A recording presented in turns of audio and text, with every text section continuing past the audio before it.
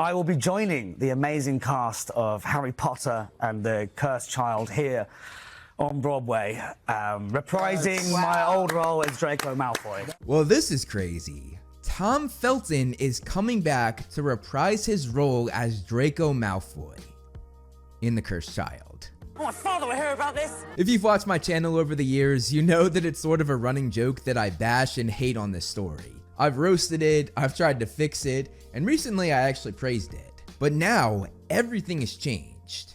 Everything's going to change now, isn't it? Yes. In this video, I'm going to go over this casting, give some data as to why I think they're doing it, and just give my honest thoughts on it as a Potterhead. If you enjoy this video, please consider liking and sharing. It will greatly help to grow and sustain the channel.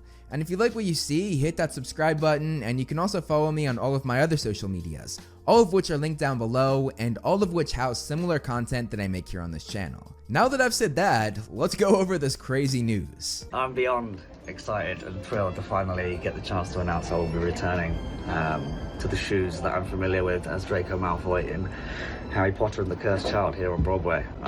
It's a bit surreal, to be honest with you. I didn't really think that this was actually happening. I keep feeling like it was an elaborate joke, but it's happening, and I'm thrilled to be part of it.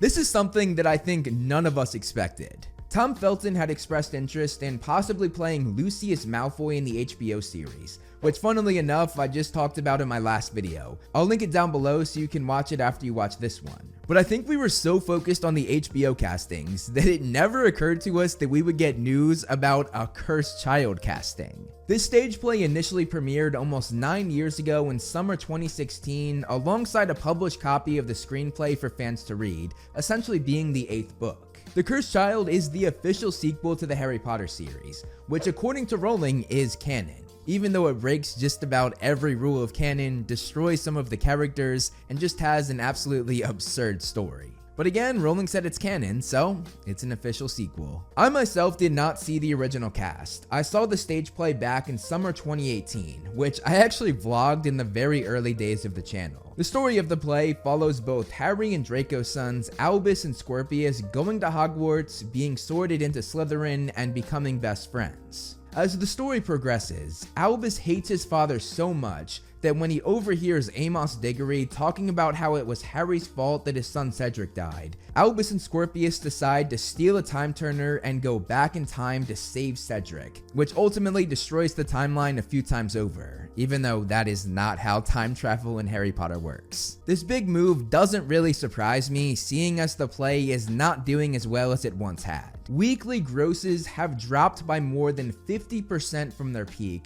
with some weeks in late 2024 bringing in under $1 million, a significant decrease from the $2 million they were once making. It's been so bad that tickets for the show have dropped 47% in pricing in 2025 from what they were in late 2023 and 2024.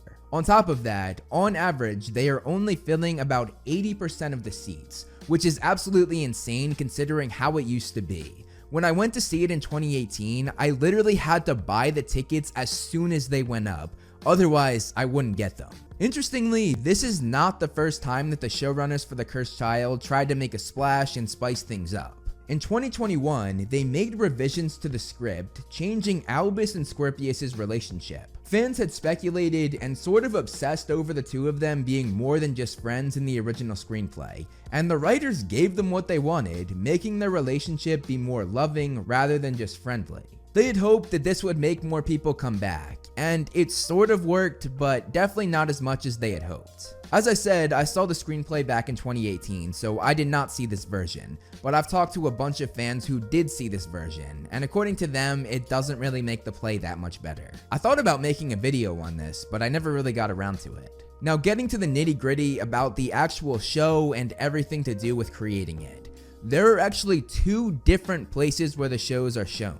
There's one in London, which is where it debuted, and one in New York on Broadway. Tom Felton will only be in the Broadway one. So far, there is no news that he will ever do the London one. We got our first look at Tom Felton dressing up as Draco Malfoy, and he actually got emotional while doing so, which is just so sweet and so nice. Is it true that when you put that blonde wig on again for the first time in a long time, you actually got a little emotional? You promised they wouldn't say anything about this, so it's true. The blonde hair came back on and I immediately started crying for some reason, but yeah.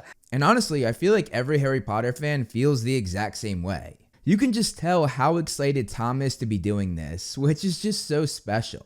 Keep thinking I'm dreaming. So I let go of that character 16 years ago, and now getting a chance to step back in his shoes as a father. This time in a new story, I get to meet Draco as an adult, which is very exciting. Tom will be the 4th actor to take on this role on Broadway. Alex Price was the first, being part of the original cast, and he was both in New York and in London. Then Yano Roberts took over on Broadway, and after him was Aaron Bartz. In London, there were also 2 other actors, James Howard and John Shepherd. So technically, Tom will be the 6th person to play Draco in this play, but again, the 4th on Broadway. Draco's part in this play is actually one of the better parts of the story if you ask me. This is why I think it will be fun to see Tom return to the character. I would be less excited if Daniel Radcliffe or Rupert Grint came back to play the joke of the characters they turned Harry and Ron into. That's completely mental. Isn't it? Draco's part in the play focuses mostly around a redemption for his character, especially with the trio, which is funny because J.K. Rowling literally made a statement saying he was not redeemed, while also slamming Draco fangirls for saying this. We meet Draco as a widowed only father raising his son Scorpius. Draco navigates his relationship with his son with the strain of him being the center of scrutiny, everyone believing that Scorpius is Voldemort's son. Seeing Draco handle this though was a touching thing to see, and seeing Tom Felton take on this new, vulnerable, and changed side of the character he played for so many years is a really exciting prospect. With this move though, it looks like ticket prices are going to skyrocket. I wouldn't be surprised if they get back to their peak, and honestly, I wouldn't be surprised if they surpass it. With the number of Draco fangirls out there, this is a dream come true for them. Especially to see Tom Felton's Draco have a redemption like they always tried to manifest and convince other fans he had. They really got slammed by Rowling for saying this, saying that he in no way had a redemption. But by her signing off on this, saying this is the official sequel and is canon, those fangirls are right and J.K. Rowling is wrong, which is kind of funny. Good one, Goyle. You're absolutely right. This is obviously very exciting news for all Harry Potter fans, whether you like Draco or you don't. Tom Felton is one of the most beloved members of the Harry Potter cast, and he's been a part of the fandom for many years after the films wrapped in 2011, far more than a lot of the other cast. Let me know what you think in the comments below. If you haven't seen the show, does this make you more inclined to go see it now? And if you have seen the show, does this make you inclined to go back and see it? If you enjoy this video, I cover a lot of Harry Potter news, whether it's The Cursed Child, the movies, or the new series. So make sure you subscribe to keep up on everything Harry Potter, and also to see my hundreds of lore videos and deep dives, which made the channel take off. With that though, I will sign off. Thanks so much for watching, and I'll see you in the next video.